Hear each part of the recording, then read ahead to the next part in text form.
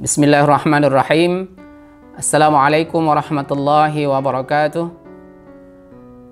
Alhamdulillahilladzi bi ni'matihi tatimmus shalihat.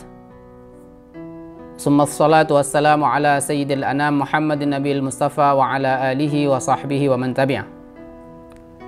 Pertama sekali marilah kita panjatkan puji dan syukur kita kepada Allah Subhanahu wa taala atas limpahan dan karunia-Nya. Allah masih berikan kekuatan dan kesehatan kepada kita bersama, sehingga insya Allah kita akan mampu melaksanakan sebuah kegiatan yang mulia, pengabdian masyarakat dari rumah secara inovatif yang kelima, yang insya Allah juga akan dibimbing oleh para supervisor yang telah ditetapkan dan diutus oleh masing-masing fakultas. Salawat dan salam kita antarkan kepada junjungan kita Nabi besar Muhammad sallallahu alaihi wasallam. Atas petuah dan petunjuk beliau kita telah berada dalam keadaan iman dan Islam. Penghormatan kami kepada Rektor UIN Ar-Raniri Banda Aceh, Profesor Dr. Warul Walidin AKMA, kepada Bapak Warik 1, Profesor Dr. Gunawan Adnan PhD, yang telah memberikan kata sambutan sekaligus melepas mahasiswa KPM DRI yang kelima untuk terjun ke lapangan sebagaimana pelaksanaan tahun-tahun sebelumnya. Pada kesempatan ini izinkanlah saya untuk menyampaikan sedikit materi tentang juknis pelaksanaan KPM DRI yang kelima ini sebagai lanjutan dari pelaksanaan KPM sebelumnya, yang tentunya kita telah maklumi bersama karena kondisi yang masih belum menentu ini, kita tetap melanjutkan pelaksanaan KPM DRI yang kita sebut dengan kuliah pengabdian masyarakat dari rumah inovatif. Adik-adik mahasiswa sekalian, pada kesempatan kali ini kita akan menjelaskan bagaimana sebenarnya prinsip-prinsip yang harus adik-adik pahami dalam pelaksanaan KPM DRI ini, sehingga nantinya pelaksanaan kita akan berjalan lancar dan sukses dengan tetap menjaga protokol kesehatan sebagaimana amanat pemerintah yang menyatakan bahwa Provinsi Aceh ditetapkan sebagai wilayah pandemi yang level 3. Nah, oleh karenanya pelaksanaan KPM DRI ini menjadi urgen dipahami agar nantinya kita tidak mendapat protes atau komplain dari berbagai pihak, termasuk pemerintah yang telah menyatakan level PPKM untuk Provinsi Aceh. Nah, pertama kami ingin jelaskan bahwa apa yang dimaksud dengan KPM DRI? Ya, pelaksanaan KPM DRI yaitu pelaksanaan kuliah pengabdian masyarakat yang memberikan peluang dan pilihan kepada mahasiswa untuk melakukan inovasi kegiatan dengan menggunakan potensi, fasilitas, sumber daya, sarana dan prasarana di mana mahasiswa berada atau di mana mahasiswa berdomisili, termasuk juga mahasiswa asing. Nah, oleh karenanya pelaksanaannya dapat dilakukan dengan secara online maupun secara offline dengan tetap mengikuti protokol dan prosedur operasional standar tanggap darurat COVID-19. Untuk selanjutnya, kuliah pengabdian masyarakat ini memiliki 4 prinsip, dan ini yang harus diperhatikan dan dijaga. Yang pertama, prinsip individual. Nah, prinsip individual ini dimaksudkan bahwa mahasiswa itu melaporkan dan melaksanakan kegiatan secara mandiri. Nah, larangannya adalah dilarang berkelompok yang dapat mengganggu atau melanggar protokol kesehatan. Mengumpulkan banyak orang dengan tidak menjaga protokol kesehatan. Nah, ini adalah dilarang karena prinsip KPM DRI ini adalah individual. Yang kedua, meskipun dia individual tapi fleksibel. Nah, dalam hal fleksibel ini mahasiswa dapat memilih ragam kegiatan pengabdian masyarakat yang tercantum dalam pedoman ini. Nah, atau nanti kita akan melihat ragam kegiatan yang ditawarkan dengan jenis kegiatan lain dan lalu disesuaikan dengan kompetensi dan peluang yang dimiliki mahasiswa. Artinya mahasiswa dapat memilih kegiatan yang sesuai dengan bidang keahlian prodi yang ditawarkan prodi. Sebagai sampel misalnya, Fakultas Tarbiyah sekarang ini melaksanakan PPKPM yang dilaksanakan di sekolah. Nah, itu dapat dihitung sebagai PPKPM meskipun dalam penilaiannya menggunakan instrumen tersendiri di Fakultas Tarbiyah, maka sistem pelaporannya itu sangat fleksibel. Artinya mahasiswa melapor secara mandiri sesuai dengan lokasi di mana dia ditempatkan oleh fakultasnya. Kemudian efisien. Nah, mahasiswa dapat memilih kegiatan dengan mempertimbangkan efisiensi waktu dan biaya. Nah, waktu yang ditetapkan untuk pelaksanaan KPMD RI ini adalah 40 hari. Nah, ketika mahasiswa memilih lokasi tertentu dengan jarak dan jangkauan yang bisa ditempuh pada saat ingin melaksanakan perkuliahan, atau misalnya aspek pembiayaannya. Jangan nanti memilih program atau kegiatan yang menyita atau harus mengumpulkan biaya yang dalam jumlah yang banyak.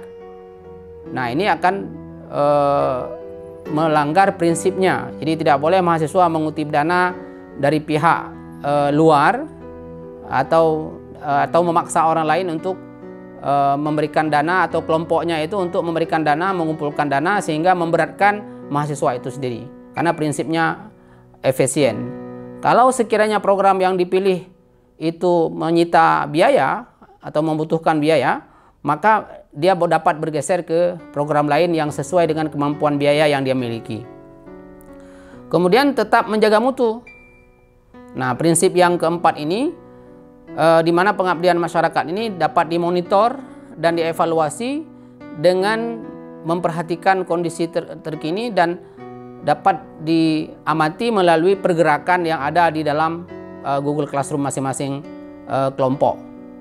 Nah, oleh karenanya ketika mahasiswa nanti mengikuti KPM ini, dia harus men-screenshot kegiatan-kegiatan yang telah dia lakukan, dia laporkan di dalam Google Classroom-nya. Juga kepada supervisor juga kita berharap agar bahwa proses pembimbingan misalnya pada pelaksanaan, pada perencanaan, pada evaluasi, semuanya itu harus ada rekam jejak lalu di screenshot oleh mahasiswa dan juga oleh dosen supervisornya, agar ketika nanti kapan saja diperlukan sebagai bukti kegiatan maka dapat dilaporkan. Seperti dosen misalnya perlu pelaporan BKD, misalnya pada semester ini ada dosen yang kemarin itu lupa men-screenshot kegiatan, proses kegiatannya, sehingga bukti kegiatan itu dipertanyakan oleh asesor BKD. Nah, oleh karenanya untuk ke depan ini mohon di screenshot oleh mahasiswa dan dosen supervisor. Untuk selanjutnya kita mengamati bahwa dalam KPM DRI ini menawarkan beragam kegiatan. Nah, tawaran kegiatan ini berdasarkan edaran dari Direktur Pendidikan Tinggi Islam, karena kondisinya masih pandemi, bahwa mahasiswa dapat memilih bidang kegiatan. Yang pertama misalnya bidang kegiatan pengembangan kualitas layanan administrasi desa sebagai upaya untuk mewujudkan nilai adil dan maslahat di kalangan masyarakat. Nah, nanti untuk detail bagaimana prosesnya itu akan ada dalam tayangan slide dalam setelah penjelasan ini kami lakukan. Nah, untuk selanjutnya misalnya ada kegiatan yang dapat dipilih oleh mahasiswa adalah pengembangan pemahaman spiritual keagamaan, termasuk melalui media online atau offline, bekerja sama dengan berbagai lembaga, baik lembaga internal maupun lembaga keagamaan, sebagai upaya untuk mewujudkan nilai rahmatan lil alamin dan juga menjaga toleransi antar umat beragama di Indonesia. Nah, kegiatan ini bagaimana bentuknya? Boleh saja mahasiswa menulis atau membuat rekaman YouTube yang menarasikan bagaimana proses toleransi beragama itu berjalan di sebuah tempat. Kalau misalnya ada mahasiswa di Aceh Tenggara yang wilayahnya itu sangat dinamis, artinya heterogen, ada umat non-muslim di sana. Nah, bagaimana dia merekam sebuah kegiatan yang mampu merajut moderasi beragama yang ada di Aceh Tenggara itu misalnya, atau Aceh Singkil, lalu dia membuat dalam laporan pengabdian dan dia melihat, mengamati, lalu kalau ada yang kurang dari toleransi beragama itu dia berikan petunjuk dan arahannya melalui penulisan buku, atau dia membuat rekaman video yang menawarkan bagaimana implementasi pelaksanaan moderasi beragama yang ada di kawasan Aceh yang termasuk heterogen itu. Nah, kemudian kegiatan selanjutnya yang dapat kita tawarkan adalah melakukan identifikasi kebutuhan sarana dan prasarana serta mempertimbangkan resiko kerusakan lingkungan. Kemudian menindaklanjuti kepada forum dan lembaga yang berkaitan dengan mewujudkan nilai rahmat dan kerjasama. Nah, ini tentunya cocok sekali, sesuai sekali untuk Fakultas Sains dan Teknologi. Jadi kalau dia meneliti di lapangan itu ada kerusakan alam, lalu ada kerusakan pantai, kerusakan sungai, dia menawarkan solusi melalui pengabdiannya. Dia menulis laporannya bagaimana cara untuk mengatasi kerusakan alam tersebut. Dia laporkan kepada pihak yang berwenang dengan dinas terkait misalnya. Maka itu menjadi sebuah pengabdian dia laporkan, dan akhirnya nanti itu akan menjadi sebuah laporan yang diterima sebagai kegiatan pengabdian kepada masyarakat. Nah, itu program yang tentunya sangat layak dipilih oleh mahasiswa, apalagi selama ini misalnya di Aceh Utara itu sedang terjadi banjir. Dia meneliti apa sebenarnya, dia melihat di kondisi lapangan apa sebenarnya yang menyebabkan banjir itu. Lalu dia tulis laporan, dia bergaul dengan masyarakat, bertanya apa yang terjadi di hulu sungai misalnya, lalu dia laporkan ke dinas terkait. Nah, itu menjadi sebuah pengabdian dia. Kemudian untuk selanjutnya, misalnya program yang bidang kegiatan yang dipilih, misalnya berperan serta dalam berbagai kegiatan peningkatan kualitas keluarga dan masyarakat yang sejahtera dengan kerjasama lintas kementerian, ormas, dan lembaga untuk mewujudkan nilai-nilai adil, berimbang, rahmat, dan maslahat, serta kerjasama. Nah, ini contohnya untuk mahasiswa Fakultas Syariah dan Hukum pada Prodi Hukum Keluarga. Nah, sekiranya nanti ada mahasiswa Prodi Hukum Keluarga, dia mengabdi di sebuah desa, memilih sebuah desa, di situ terjadi perceraian misalnya yang dominan. Dia meneliti apa penyebab perceraian, lalu dia memberikan edukasi terhadap keluarga-keluarga yang rentan perceraian atau bahkan yang sudah cerai.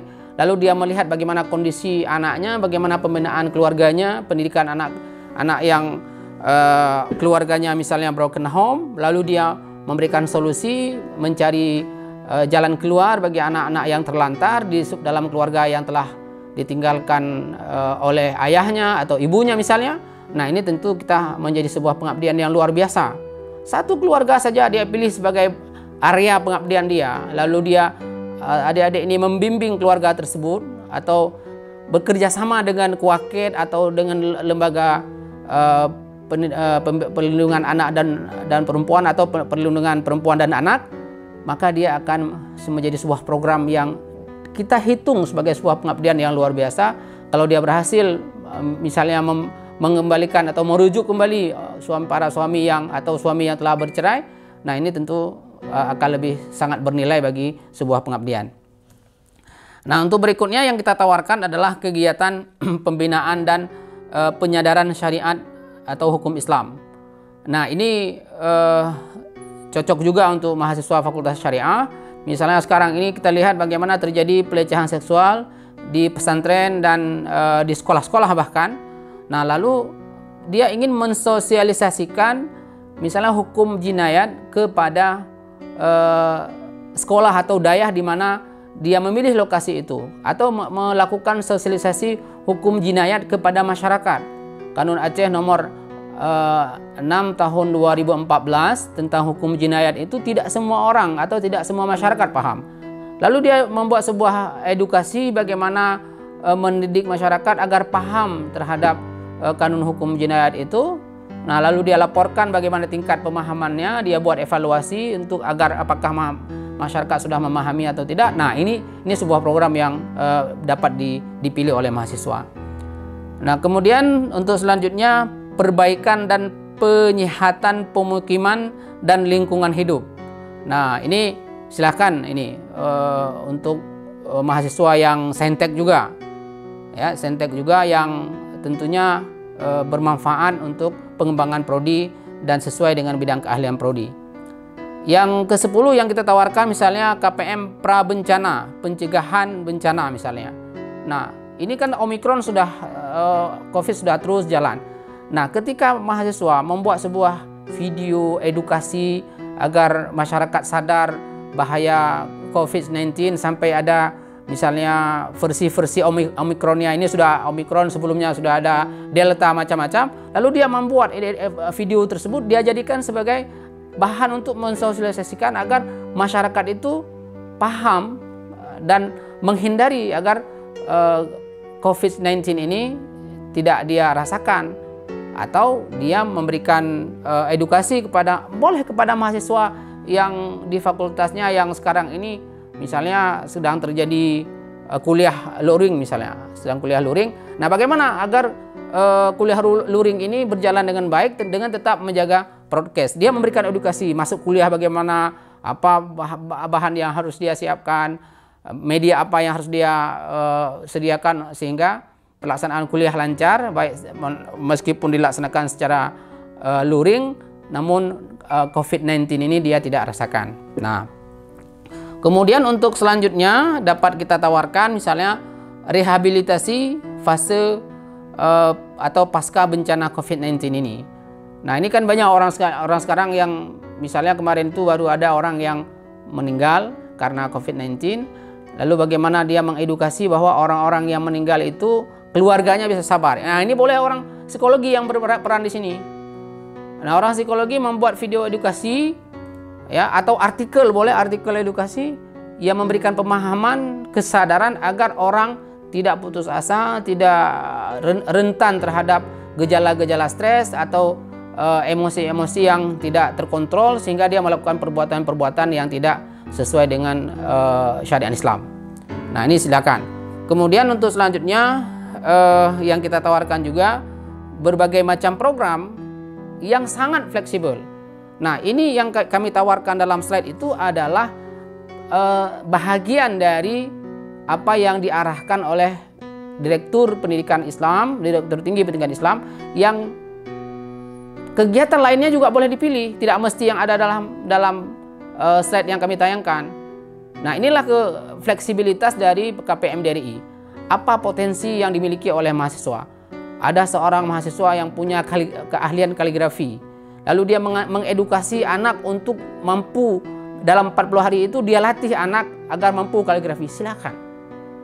Ada mampu tilawah, dia mengajarkan dalam 40 hari itu dia mengajar satu kelompok tilawah, sehingga pada awalnya 40 hari itu dia tidak bisa, anak-anak belum tahu apa-apa tentang tilawah, maka diajarkan 40 hari, ada perubahan tingkatan pergeseran kemampuannya, ada peningkatan kemampuan tilawahnya, disilahkan. Nah, ini yang kita tawarkan adalah sesuatu yang sangat fleksibel, tidak kaku dengan apa yang telah ditawarkan, karena prinsip KPM DRI adalah sangat fleksibel. Kemudian berikutnya perlu kami sampaikan di sini ada tayangan tentang tugas dosen supervisor KPM DRI yang ini harus dibaca dengan baik-baik agar nantinya Anda dan supervisor tidak ada selisih paham. Jika ada supervisor yang belum merespon, maka segera laporkan ke kami. Jadi nanti jangan telat lapornya. Ada kejadian tahun sebelumnya itu satu kelas yang supervisornya tidak merespon, tidak bergabung dalam kelas itu, tidak ada laporan-laporan. Jadi selama pada saat Anda sudah 3 hari supervisornya tidak merespon atau tidak bergabung dalam kelas Google Classroom itu, nah itu Anda harus melaporkan ke panitia. Nah, yang perlu kami tambahkan dalam kegiatan ini adalah dalam kegiatan kita KPM DRI ini adalah ketika kita melihat setiap kegiatan itu ada tahapan-tahapannya yang harus Anda perhatikan di Google Classroom. Nah, misalnya tentang pelaporan. Nah, pelaporan itu harus mengikuti petunjuk. Anda harus mengunduh SK pedoman pelaksanaan KPM DRI yang di dalam lampirannya itu menjelaskan template bagaimana format laporan. Nah, kalau misalnya nanti Anda perlu penjelasan tambahan, silakan datang ke P2M atau menanyakan kakak letting saudara yang telah pernah memilih program KPM DRI ini, karena laporannya itu berdalam bentuk penulisan artikel, ya, outputnya, luarannya itu penulisan artikel dari pelaksanaan pengabdian yang Anda lakukan dengan berbagai jenis program yang Anda pilih. Nah, itu adik-adik sekalian, adik-adik mahasiswa, itu harus diperhatikan dengan seksama. Dan insya Allah kami akan melakukan monitoring ke tempat tertentu yang kami tidak sampaikan di mana lokasinya. Kami akan memilih lokasi-lokasi tertentu yang akan kami monitoring dan melihat keberadaan saudara. Apakah benar-benar saudara melaksanakan pengabdian masyarakat di desa atau di lembaga tertentu yang Anda pilih. Itu kami insya Allah akan cek ulang. Nah, adik-adik sekalian, yang perlu kami ingatkan bahwa pelaksanaan KPM DRI itu tidak mesti di desa, ya, tidak mesti di kampung, boleh di lembaga kemasyarakatan, panti asuhan. Anda memilih sekolah silahkan, apalagi Fakultas Tarbiyah telah menetapkan PPKPM-nya itu bentuknya di sekolah, disilahkan. Yang penting laporannya Anda sampaikan sesuai dengan jadwal yang ada itu. Boleh Anda memilih lokasi di sebuah tempat penampungan anak terlantar, silahkan. Atau balai binaan narkoba. Atau di balai notaris, silahkan. Yang menangani perkara-perkara pertanahan. Misalnya ini pada fakultas ilmu hukum misalnya. Fakultas Syariah dan Hukum, ada prodi ilmu hukum. Nah, itu kan ada mahasiswa yang melaksanakan pengabdiannya di notaris. Dia boleh menyelesaikan atau menelusuri perkara pertanahan. Nah, dia cari solusinya bagaimana, atau dia mensosialisasikan apa urgensi dari akta tanah. Nah, kalau dari hukum keluarga dia bisa jadi menjelaskan bagaimana urgensi dari sebuah akta nikah, ya, atau buku nikah. Atau sekarang ada konsep baru yang ditawarkan oleh pemerintah, misalnya setiap anak itu harus ada akta anak. Nah, ini disilahkan untuk dipilih. Artinya bahwa program yang kita tawarkan ini tidak hanya Anda pilih di desa, tapi juga di mana saja. Di kampus pun boleh, misalnya jika kampus itu membutuhkan tenaga saudara untuk mengabdi. Di bidang elektronika misalnya, anak prodi pendidikan elektronika. Nah, itu disilakan. Nah, demikian adik-adik sekalian, mudah-mudahan apa yang kami sampaikan ini dapat bermanfaat untuk melihat juknis secara detail bagaimana proses penilaian. Nanti disilahkan diikuti tayangan-tayangan dalam slide yang akan ditayangkan setelah kami menyampaikan materi ini. Demikian, wabillahi taufiq wal hidayah, lebih kurang kami mohon maaf. Assalamualaikum warahmatullahi wabarakatuh.